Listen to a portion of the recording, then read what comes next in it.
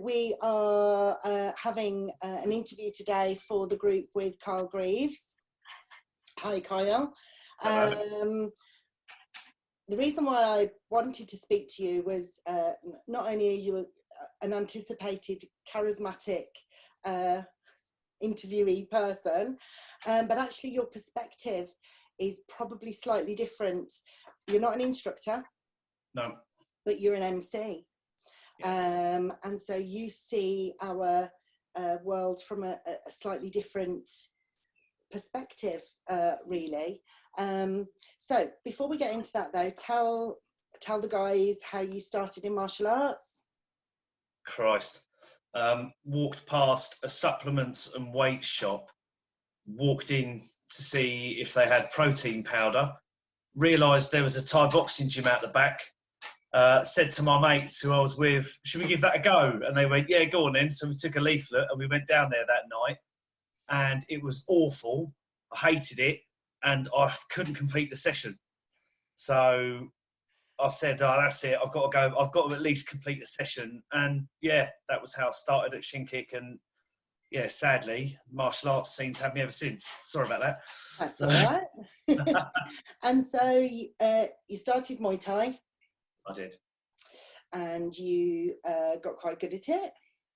Not really. I had a fair few fights, but to be honest, I think, you know, as much as I love the sport, I was one of those people who's always like great in the gym, but shit on the night. But fighting wasn't, you know, I'll admit it now, you know, I wasn't a great fighter. But yeah, I think my love for the sport came from MCing, definitely. So how did you get into that? Because the natural progression for a lot of people is they train, they might fight or compete, you know, depending on what style. They might then start to teach. Very few of you get into the MC side of things. How did that happen? Completely by accident. It was an interesting start to a wonderful career I've had, really. I was helping put chairs out at my friend Jesse's show, and his MC let him down on the day he had an accident on his way to the venue. So Jesse gave me, I think it was 120 quid, and said, go to Debenhams, hire a suit and come back. We had 2 hours till doors open. So I ran in, hired a tux, ran back. I got on the desktop PC at the venue, watched 10 minutes of Bruce Buffer, wrote some cards and blagged it. Okay. Hated every second of it, didn't enjoy it. And then I got 2 people came and asked me to do their shows at the end of that one. And you've since gone on to do, what, 400, 500 shows? I'd say now about the 450, 500 mark, yeah. I've been doing it about 10 years now. Busiest year was last year. I think I had 67 or something silly like that. It was a lot of Friday, Saturday, Sunday nights. But yeah, I'm busy and I love it. And I'm grateful for every booking I get. I adore it. As soon as it gets boring, I'll stop. But for 10 years, I'm not bored. So... And you don't just do Thai boxing shows? No, I do a lot of white collar boxing, which a lot of people say, oh, you know, they've got a perception of white collar shit. Personally, I love it because it's very raw and you get a lot of stoppages, and I'm always one for knockouts. I've always loved knockouts, but mostly, so I'd say the bulk of the years of my career, the first 6, 7 years, were all Muay Thai and a bit of MMA, which I used to really not enjoy, but now I'm quite partial to it. I think it's pretty cool. So. And the current situation, there have been, you know, instructors that have managed to salvage their clubs to a degree by streaming. So not all have, but there have been some areas where, you know, if you earn your money via martial arts, that there have been some opportunities to be able to salvage that to a degree, but not the events. No, a lot of people are in the same boat with regards to events. I'm in a lot of different WhatsApp groups with referees. I'm in a group on Facebook, a private group of 30 MCs, all great guys, and we all, you know, the panic sort of went off really when all this happened, and we were faced with the stark reality of, goodness, we're going to lose a lot of money because it's not a primary income. But a lot of us now, you know, we work that regularly that it is, you know, it's an income that we rely on. And quite a few of us have got second jobs. There's one of my mates who's a referee, he's been delivering. Another one who's an MC, he's got a job in care because he's a full-time MC. He's you know, he lives over in Wales. I think everybody knows him, Ricky. But he's now taken a different line of work. I work in the health service, which I never put on Facebook because they sack me in a week if they read my statuses. But I've been doing a lot of shifts supporting, you know, different departments with all this going on. So I've been all right, but, you know, it has been tough on the industry, I think. It's been really tough. It's been really tough. It's even for those people who were prepared, who were not struck by panic, and were really proactive. It's had a massive impact. The promotion side of it, I think, where there's a lot of debate. Can you hear those cats? It sounds like I don't have a cat, but it sounds like the street's cats have amalgamated somewhere in earshot. Carry on. The promotion side of it, I think, where a lot of people are genuinely concerned, is that even when the gyms start to open and people can start training again, that there's probably still going to be restrictions on large groups gathering, on contact, on all of this. We've had debate with some you know, instructors who are now thinking, are we going to have to remove? Is the clinch going to be gone forever? Are we ever going to be able to do, you know, the level of contact that we're used to again? Which that in itself again not only would impact the training. I don't think that will happen, by the way. But you can see where people are concerned. But you know, venues are going to be worried. Promoters are going to be hindered. What do you think is going to happen in a year's time when this is all over? What do you think, if anything, the impact might be on your average kickboxing, MMA, Muay Thai, or hybrid show? I would like to think, based off the knowledge I've gained in the job that I'm in, that business as usual within a year. It might be a tough start. I was talking to another colleague of mine and we both agreed wholeheartedly that the first season, if you like, of fighting at any level, be it amateur, pro or whatever, is going to be shite and funny because nobody... You know, to be a good level of fighter, you've got to be training all the time, sparring all the time. Yeah. You can't walk into the gym after 3 months off, train for 8 weeks, have a fight and look good. Ain't going to happen. Stoppages, rounds 1 and 2 throughout. But, I mean, you can't trust anything you read or hear at the moment. I mean, we're all hearing different conflicting information. I was on a night shift the other night and my mother, who lives in Portugal, phoned me screaming, oh my God, you know, you haven't got enough PPE. And I was like, I'm covered in it, Mum. Like, I've literally, look, go to video call on WhatsApp. Look, I'm literally head to toe in it. Oh, but the paper said there wasn't any. So I think there's a lot of speculation.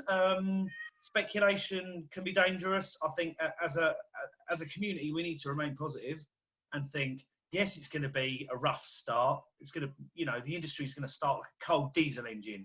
It's not going to be great. But as we get rolling, the events are going to spring up.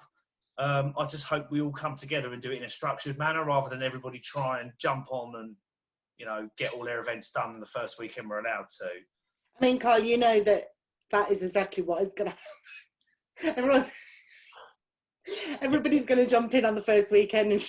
Oh, absolutely. And there'll be a shit fight between ring companies and DJs. And, you know, there's a few sound and light people I know who are just a friend of mine. I recently got them in with a large white collar company. And as a DJ, he did a couple of trial events. They said, yep, we like you. Here's a diary full of events for the rest of the year. He went out and bought 18 grand's worth of gear.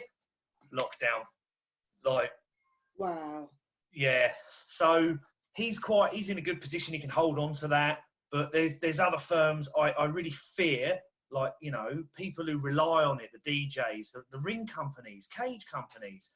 You know, if they can pull through, I think we'll be all right.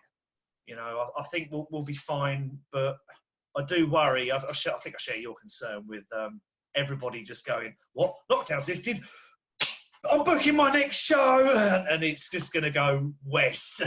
Well, it will. Of course it will. And we'd like to think, I think, that we'll all talk about it and be gentlemen and reasonable, but that's not going to happen. But it's not even necessarily out of badness. If you have somebody who my company does insurance for events, so we're very involved. We probably put about 300 events through a year, something like that, right across the board, from, you know, tippy-tappy things and seminars right up to MMA and big caged events. And you've got some promoters or some clubs, as you know, that maybe just have 2 shows a year. That's not their main income. But you have some people, I've got customers that do, you know, several a month. You know, they'll have had events booked in. Now they're not going to be able to go ahead. And there'll be a backlog. And I was talking to Joe Long the other day. I don't know if you saw the interview, and he does 10K Karate Clash. And you know, in as far as him being able to rebook that event that normally would have happened in April, towards the back end of the year, the diaries are all full up. So, you know, it is going to be a bit of a rush.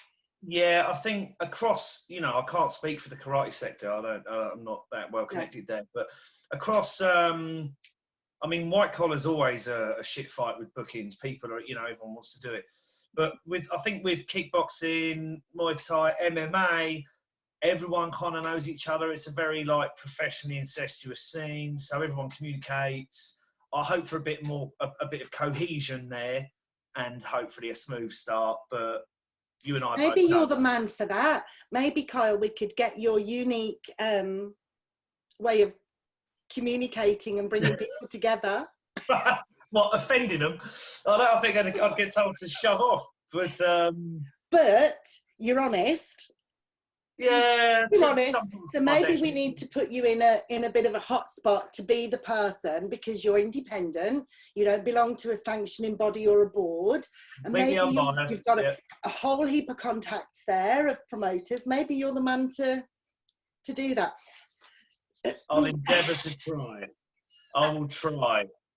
But, so here's a hypothesis for you, and it probably would never enter white collar boxing, MMA, Thai boxing or kickboxing, but it may infiltrate the traditional styles. But as a concept, there's already the virtual tournament concept starting to rumble.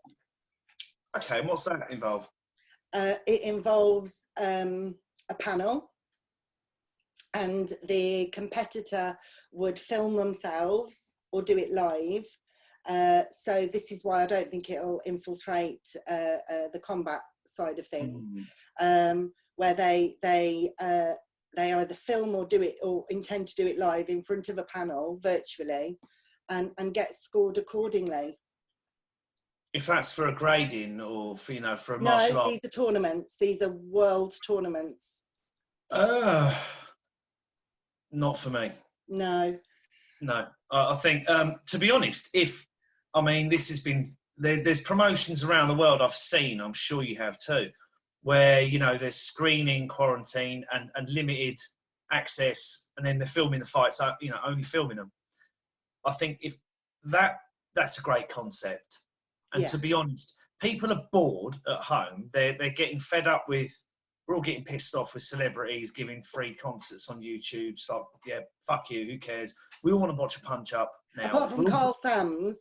Carl Sams is happy with the free concerts. Really? Yeah, it's making him happy.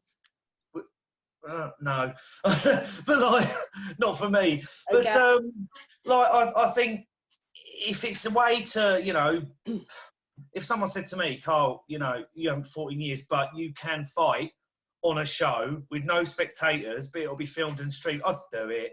Yeah. I really would. I'm dying to, you know, get in the gym. I spar 3 times a week. I'm desperate to hit someone. And I think anyone else given that opportunity. So, like, virtual combat between 2 people in a referee. It's difficult to mitigate, I guess, and it'd have to be professionally set up. But I'd rather, but maybe rather. for the cage and ring combat side of things, we could be satisfied or pacified temporarily with no spectators, and maybe maybe that's something that we could investigate. I mean, to me, production's everything with a show. Some shows I've been to, and I've thought the fights have been world class, and I've seen thousands of fights. I've had my own show, done all of that, and I've been like, whoa, and the production's let it down. I think, and then I've seen shows with incredible production. Did a show out in Dubai. Fights were just like your average kind of like, yeah, no deal. The production made it look like it was just something else. So I think if whatever the product is, if it's well packaged, well produced, and then given out to the audience, I think people could really enjoy it. You know, okay. It's all based on the production value. As you know, you're in the industry. Yeah, I mean, we used to, when I first started promoting, we were in a little club in Small Heath, round the corner from the Blues ground, and it was owned by an Irish family, and it really was one of those clubs. But they loved it, and they put the when they had it refurb, they put the lighting in the middle so that it would fit around a ring. They've got a media cupboard. I mean, I'm going back, I don't know, maybe 2000, no, maybe early 2000s, maybe. They had a media cupboard, honestly, and we used to, and they had a screen that came down, and so we only ever did amateurs and beginners, but what we could do is get them to do a little promo video of themselves before the show. The screen had come down. Can you imagine being 20 and it's your second fight and you got all your mates there? Oh, I love and that. This promo video comes on, the room would go wild, and it was only a little, you know, so I'm with you, a bit of production goes a long way. It really does. It makes them feel amazing, and from my point of view, anything that can make a fighter feel as brilliant as he can before, or she can before she walks in the door, or he walks in the door, you know, and gets in the ring. It's a brave thing to do. Oh, we spent more with Stand and Bang, my last promotion. The last show, our costs were venue, about, well, no, a lot of money. The second cost was all the purses. The third cost, $4,500, was media. Wow. Just filming. You needed to go to the little club in Small Heath. They've got a media room. Do you know what? Yeah, and I used to do it. People say, like, why don't you promote anymore? I'm like, well, because my budget's for like 34 a show. I'm like, this is getting stupid. Yeah. And then I do a lot of shows now, and I go to small like venues with 500 people, and I see the promoter walking away with a bag of money, and I'm like, yes, well done, good on you, like fucking awesome. I love it when I see a promoter make money, and then I think, like, I'm a dickhead.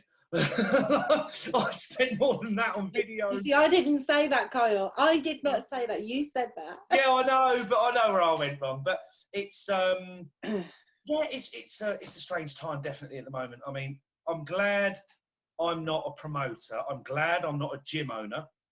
From an income perspective, you know, I've got a day job, so my house is secure. But I express great concern for gym owners, and martial arts instructors, PTs, people who are really, you know, relying on the fighter to, you know, as their revenue stream. They're all being greatly affected by this, and I just pray that everyone who holds pads for a living can pull through this, because without people in gyms at 5 a.m. screaming at their fighters to hit the bag, to do rep kicks or whatever, we've got no industry. You and me will get out of work. You know, we're nothing without them, and we need every one of them to pull through. I quite like to hear you, because you're a student essentially. Yeah. Well, and it's really quite nice then, and it might make people feel a little bit more comfortable, especially those who are not streaming. Therefore, you know, they've completely closed and not sort of training with their students anymore. But you're raring to go, and I'm loath to say that you represent the majority on most things. Well, the thing is, yeah, as a student, just as somebody who loves his training, loves Yeah. getting in there, you don't even compete anymore. You really miss it, and you can't wait to get in. And I think that's a great comfort. That will be a great comfort to a I lot of hope people. so, but to any instructors out there watching this who haven't switched off because it's me, I want them to know that, you know, the word on the street is, you know, people might not be on Facebook every day going, oh, Mr. Jim, you know, putting up photos of Domino's, I'm getting pissed tonight, lockdown, but they're all dying to get back. We all miss the gym. Every single one of us cannot wait to get back. As soon as this is over, I can personally guarantee, and I'm always right when I say that gyms will be absolutely rammed. I will be at the gym an hour early to make sure I've got a parking space, and I'm never early. I will be there. Everybody will be there. You know, I mean, I phoned up my club where I trained Jesse and said to him, I will continue to pay my membership regardless. There's loads of us in like the Shin Kit group chat that are doing the same. Some people can't afford to. That's fine. You know, there's no pressure. But Jesse said, oh, no, I don't want your money. Paid it anyway, don't care. All of us, you know, there's a lot of people mentally rely on the gym. You know, I mean, I push 70-hour weeks. The gym is my get out. You know, it's where I go to let go. It's where I can go and be myself. It's where I don't have to be politically correct. I can have a punch up. It's somewhere I go for an hour and a half, a few times a week, and I need it in my life, and so does everybody else. Yeah. So instructors out there, don't worry about thinking, oh, how am I going to recover? You will recover. You will get through it. We're all coming back, and we'll be back in force, all of us, all your students. That's a really, I'm glad that we touched on that actually, because I think it's reassuring. It'll be reassuring for a lot of people. I know they're at home now eating the bottle, pissed off, these instructors. I don't blame them, but don't get too pissed, don't get too fat, because we're going to need you on top form. But when this is over, says he with a beer. But still. So your favourite, have you got an all-time favourite fight that you watched at a home show? So these aren't famous people, they're not the big boys, just, have you got, what's your top favourite fights? Favourite fights or fighters? Okay, whichever. Favourite fight? That's a tough one. I would say there was it was Infusion Live in London at the O2, and I was emceeing it. I was doing the undercard. Do you know what? I can't remember his name. But it was a hell of a knockout. But fighters, I'd say domestic fighters. I know I give him shit on Facebook sometimes, but a Thai fighter called Liam Harrison, I think he's kind of like a domestic name, never lets you down. No, solid as a rock. Yeah, you know, even when he gets, like, if he loses, it's not a boring loss. It's, you know, and there's a couple of other people out there who are like, I really gravitate towards the kind of boom and bust fighter. You know, they either go out there and just smash them, or they just completely get laid out. Like, I really gravitate towards that.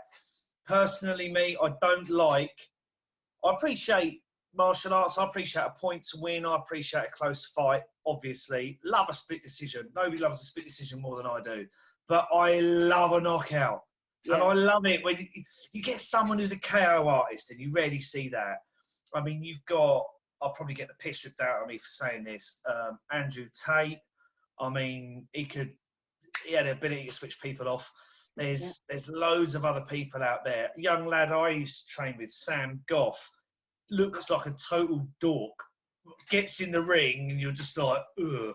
There's a young lad up north, never has a boring fight, Nathan Bendon. Okay, I'm not familiar with him. He's awesome. You go and watch him. He's just I'm going to look at him. Yeah. Like, there's so many, and that's the thing. UK has got a lot of really good talent, and I think that, you know, that's why we do well when we fight abroad. You know, a lot of people go away and they come back with a win, and I see that. It's really hard to do. No, it's hard to do. It's hard to do that.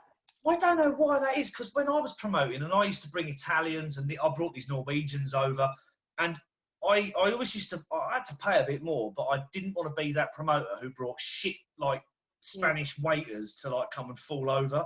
I was like, right, who is your absolute best killing machine? And I'd bring them over. And I've got a couple of my like really close friends like badly smashed up by good foreigners, and but it's worth it, and it's what people want to see. So that's and it's credible as well. That's the difference between you know, if you're going to do a European title or even a world title, that's where the credibility comes in. What's your take on, so when I first started doing shows, if we're going back a long time ago, one of the main reasons that inspired me to do it was the internet wasn't very, we didn't use it a lot, and there was geographical sectors. So, you know, the South sort of all fought the South, and the Midlands all fought the Midlands, and the North all fought them. Yeah, there's still that divide at the moment. Yeah, you know? There'd be two world champions that both lived in Coventry around the corner from each other, you know, because that, I think that's got better because, you know, sanctioning bodies have upped it a little bit, and there's that transparency, and there was that broadening. I still see a lot of moaning about credibility. Personally, I don't think a lot of officials are hugely biased, but you do an awful lot of shows, a lot more than you're there. What's the dirty side of it in reality? Well, personally, when it comes to judging panels, if I think I shouldn't, because I'm paid to talk, I'm not paid for my opinion. But if I think something's dirty or obviously wrong, I'll walk the referee over to the head judge and say, "Are you sure?" Because I have seen on a couple of occasions, up north and down south, you know, a clear kind of 10-9, 5 rounds, and you think, why are you giving this a split blue when it was, you know, red dominated? And you do get it, but it is hard to be impartial, you know, I guess. And actually on the night you're there to do a job, right? So do you know, I've had to announce my mate. I mean, my friend Joe, my, you know, really good mate, he lived with me for a bit, you know, we're really close, and I've gone over to pick up the scorecards. It's split, it's the other way. I've gone, I thought Joe won, but I've shut my fucking mouth. I've been like, no, you're paid to talk, don't change the decision. Whereas if I'm somewhere where I don't know anyone, and I see a blatant, like, this is what you on about, I'll say to the ref, hang on, can I just check the result, please? And I've had it on a couple of occasions where I've gone back and they've kind of gone over the scorecards again, and it's kind of like I've been caught here. But I don't profess to be a judge at all. I always stay impartial. And it's hard. It's really hard being a judge. Hardest job in the world. Like the amount of people I see coming over giving judges grief. Really bad. And it's an emotional thing because not all instructors are able to be unemotional about a decision. Not all cornermen. This is what I do when I'm around a ring or around a cage. One of my pet, I like to listen to the cornermen in between rounds, and you know straight away who's good and who's not, right? Straight away. And you tend to then find that the less experienced instructors that are you know, a corner in a fight aren't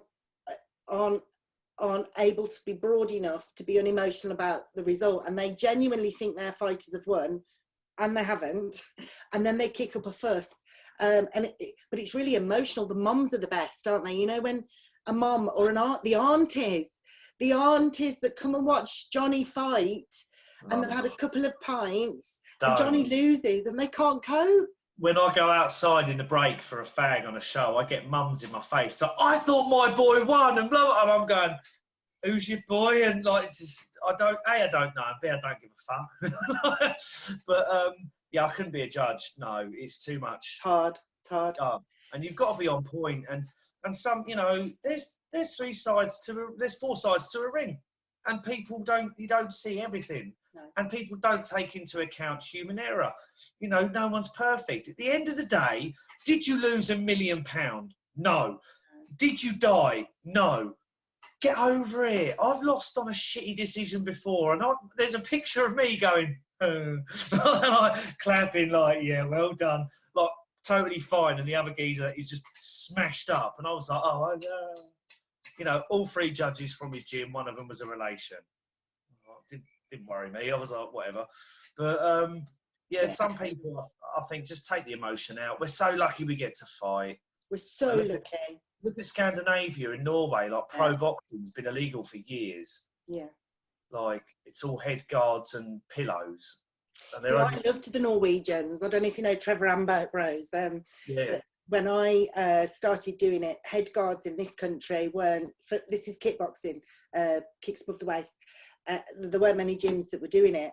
And so when we were bringing amateurs through and they became more proficient, and we needed a European or just a better level, really, the only 2 countries I could guarantee to tap into was Ireland, Southern Ireland, and Norway, because those 2 countries were not allowed to fight. They'd got some really experienced people, because they had to wear head guards, you know. So I was always grateful for the Norwegians, and they're good. They're Vikings, right? So they're good. They are. We never had a shit Norwegian on a show that I had. Same. There's a young lad, actually, when you said about favourite fighters, mine, you know, I think they're the younger generation. Josh Breslin from Chaos Gym. Okay. Got a lot of time for that kid. He's just exciting to watch, and he kind of gets weird. He gets stronger every round. Okay. And he's got gears. Freak. And another lad, John Vettel from Norway. Like, he's on Cage Warriors quite a bit.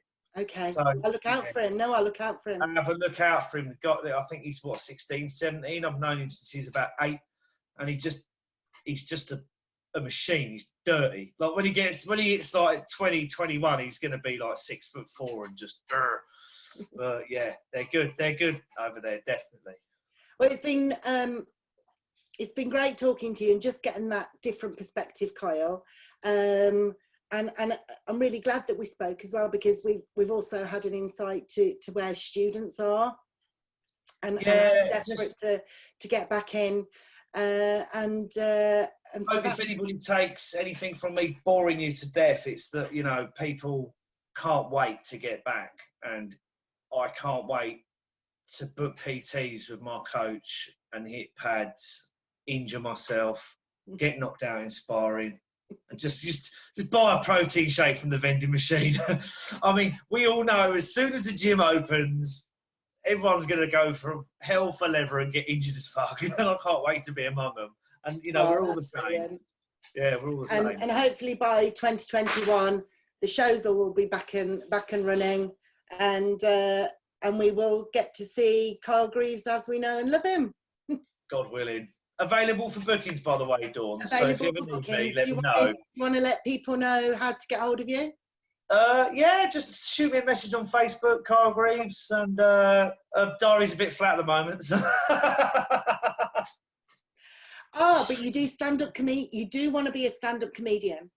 Do you know, I actually turned down a stand-up gig recently. I did some material for it, got it all squared away, and a couple of my mates found out where it was going to be, and they were going to come and ruin it. And I was like, no, not my first one. So I delayed it I said, I'll come and do the next one next month. And then this happened. I was like, fuck. Maybe this is your backup plan. Maybe we can start doing virtual comedy stand-up shows with Kyle Greaves. So much material written down. Like, sometimes I have to pull over. Like, I ride a motorbike to work. I pull over, get my phone out, and write a joke down. Like, full on. And I'm gonna get another call with you, just me and you, and I'm gonna beat you with my large stick and get you going with that. So, but it's been a pleasure, Kyle. Thank you very, very much. And we'll catch up soon. Put a face to a name. Okay, that's brilliant. All right, Kyle. Thank you. You'll have to